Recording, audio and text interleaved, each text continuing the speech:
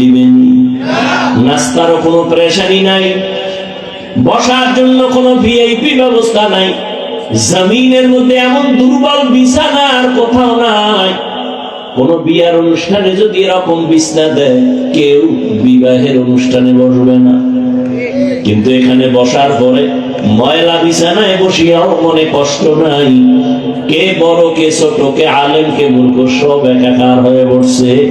আল্লাহ কয়, ফেরেশতা দেখে বড় ভালো লাগছে, এদের ঘোষণা দিয়া দাও, এদের জীবনের সব গুনাহ মাফ করে দিলাম।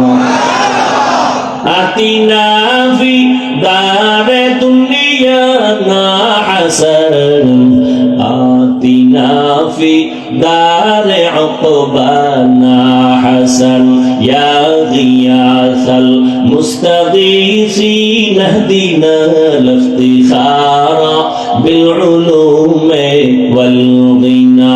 হর গোরি দেনে কো তু তৈয়ার है, जो न मांगे उससे तू बेजार है।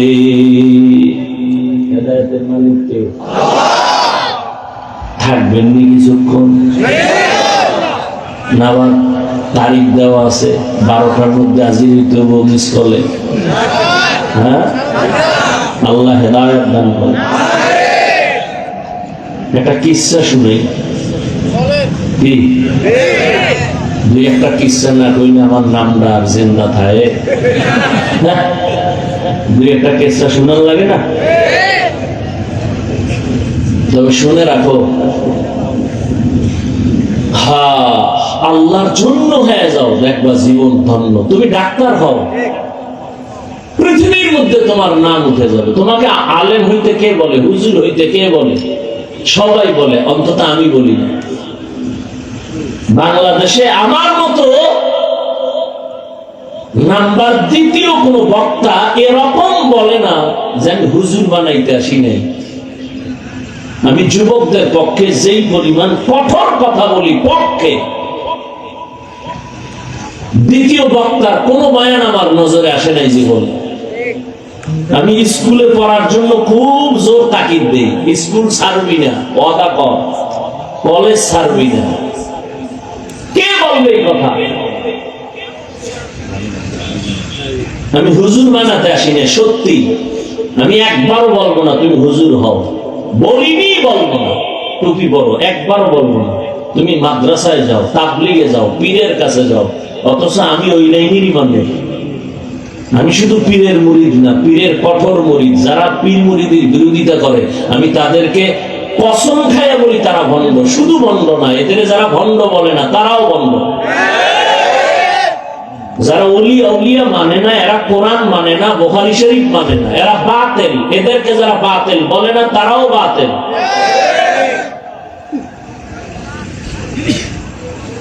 আল্লাহ হেদায়েত দান করুন। এক যুবক আল্লাহর খুব প্রিয় গোলাম হয়ে গেছে, বুঝ ঠিক হয়ে গেছে। দুনিয়ার লাইনের এক যুবক, জীবনে মাদ্রাসায় পড়েন, কিন্তু আল্লাহ ওয়ালাদের নজরের মধ্যে পাওয়ার আছে। ওই পাওয়ার লেগেছে তো অন্তরের পরিবর্তন শুরু হয়ে গেছে।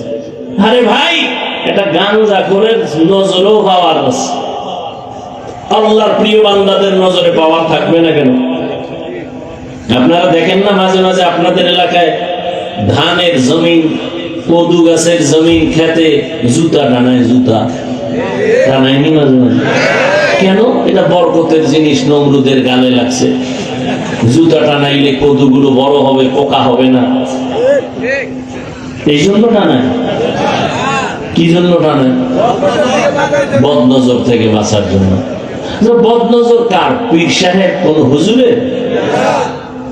এলাকার সব থেকে গাঞ্জাখোর বেআমলওয়ালা, ওর নজরে মারাত্মক রিঅ্যাকশন। একটা দুধের বাচ্চা, ফুটফুটে গোলাপ, নজর দিছে তো অসুস্থ হয়ে গেছে।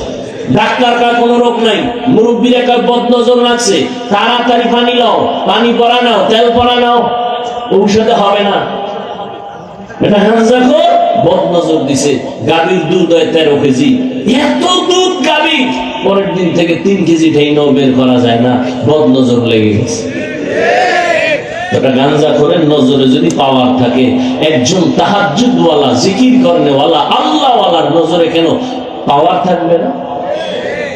আল্লাহওয়ালার নজর লাগছে তো যুবকের কলবের মধ্যে পাওয়ার পরিবর্তন শুরু হয়ে গেছে।